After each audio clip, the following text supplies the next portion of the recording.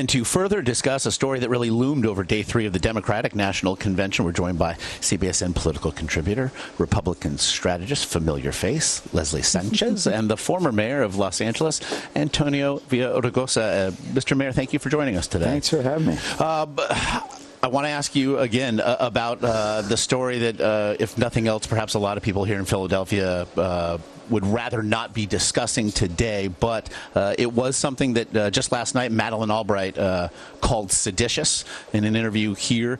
Donald Trump says he was just being sarcastic when he essentially invited Russia to commit acts of espionage upon this country during a national election. What do you make of his explanation?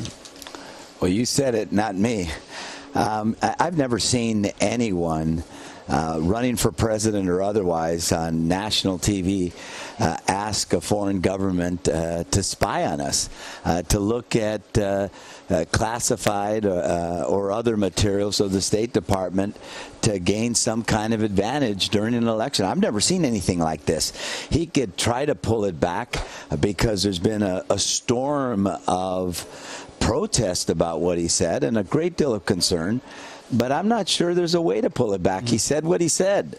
You know, it's pretty clear. Leslie, tone and temperament have been points of entry for criticism by Hillary Clinton, for instance, against her rival. He is hiding behind tone right now. Will it be enough? This is so consistent with the Republican primary that I wish I could say this will be it. This is the final nail in the coffin that really takes down Donald Trump.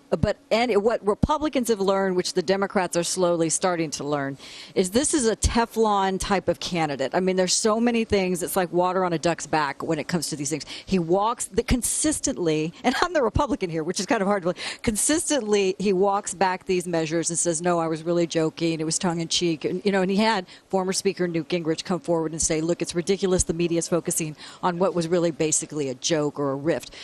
The truth is that I think both Republicans, Democrats, and certainly independents who are looking seriously at this race want the nonsense of those type of flippant comments to end and the seriousness of a conversation like national security and certainly the increased threat of ISIS to be a serious topic of conversation. I think the only positive thing that came out of this is for the first time we're starting to hear the Democrats talk about national security as if it's been a top priority, top of mind issue. And until this point, it hasn't been. It was something of a leitmotif here last night. It echoed what we certainly heard in Cleveland, to be sure. We did hear ISIS and terrorism as topics last night. We also saw a lot of the main speakers turn their sights on Donald Trump. His name was uttered last night often and rather derisively.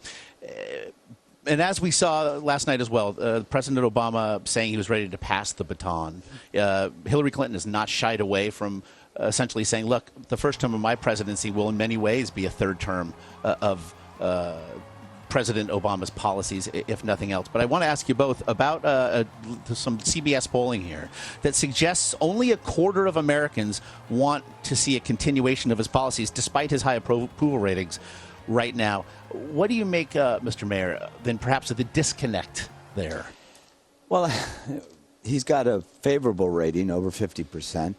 But as you said, a lot of people don't agree with some of his policies. I think what they don't agree with is, frankly, and what has people frustrated on both the right and the left, is that we have gridlock in Washington, that we're so polarized that we can't even agree on things like infrastructure, which used to be nonpartisan issues and issues that Democrat and Republicans work together. We can't fix this broken tax system or a broken immigration system. So I think a lot of it has to do with people just feel frustrated that nothing's working. If Truman talked about the do-nothing Congress, there is no more of a do-nothing Congress than the one that we have right now. What do you make of it? Well, I think what we heard, I do want to bring it back just a little bit. Last night was, Charles Dickens would be happy. It was a tale of two cities. If you compare Cleveland to what we heard here, certainly people were saying more doom and gloom and much more optimism. You cannot take away Barack Obama from this strong appeal and favorability and likability. It was so extraordinary. And not only that, but Joe Biden. I mean, this is a love fest that even Republicans had. And I think people were scratching their heads like, why wasn't it that guy? At least it'd be an alternative. But the truth is there's a difference between words and beautiful oratory and deeds. And many on the right and left feel extremely frustrated by the rise and increasing threat of ISIS-related attacks. We've seen 9 just in this past month, and of which we're really not talking about in a serious way. It's domestic and international terrorism right at our borders, and not only as it relates to immigration, but you can talk about economic issues and the ramifications. We certainly saw that after 9/11. So it harkens back to a memory, a very painful memory in this country. And I think candidates who speak to that, whether it's fear or optimism, really have to get into the weeds about how you're going to turn these national threats around so America is strong.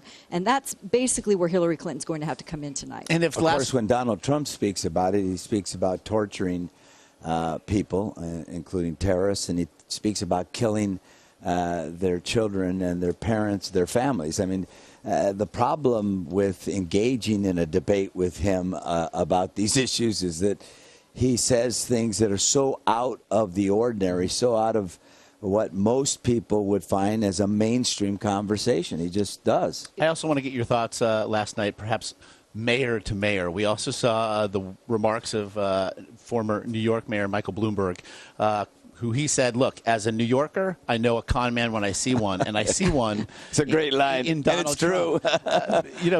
Impactful. And certainly there were those who thought perhaps Mayor Bloomberg would run an independent campaign of his own. But as really the real politic here of this 4-day exercise, as it was in Cleveland, a reach out to the undecided voters and the independents out there who are still looking to make their decision come November. What did you think of that line of attack?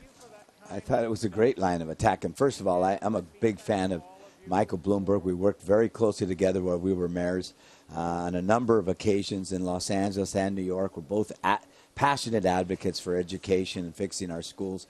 I thought he hit it right in the head when he said what most of us are thinking. This man's not sane. He's not competent. His temperament is he's not ready for prime time, and he's certainly not ready to be president of the United States. Mr. Mayor. Thank you. Really appreciate the time today. Leslie, I appreciate the hours and hours that you'll be giving us later today. Thanks to you both.